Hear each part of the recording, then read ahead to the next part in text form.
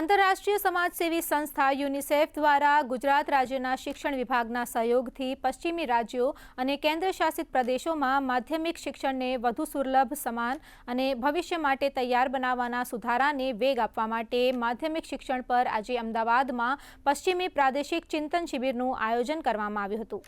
આ ચિંતન શિબિરમાં ગુજરાત, મહારાષ્ટ્ર, રાજસ્થાન, ગોવા અને કેન્દ્રશાસિત પ્રદેશોના વરિષ્ઠ અધિકારીઓ, શિક્ષણ નિષ્ણાતો અને વિદ્યાર્થીઓએ ભાગ લીધો હતો। આ કાર્યક્રમમાં મુખ્ય અતિથિ તરીકે ગુજરાત રાજ્યના કેબિનેટ મંત્રી ડોક્ટર પ્રદ્યુમન વાજા ઉપસ્થિત રહી ગુજરાતમાં દીકરીઓની ઉચ્ચ શિક્ષણ માટેની સરકારની યોજનાઓથી માહિતગાર કર્યા હતા।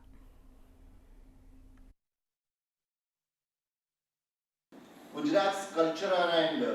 educational landscape has been shaped by strong community participation, engagement, reform-oriented leadership, and a long-standing commitment to inclusive development.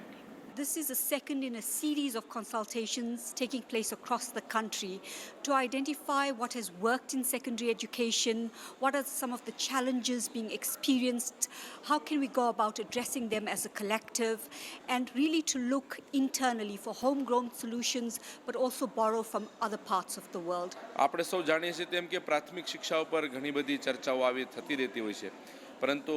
નવી જે શિક્ષા નીતિ આવી, નેશનલ એજ્યુકેશન પોલિસી,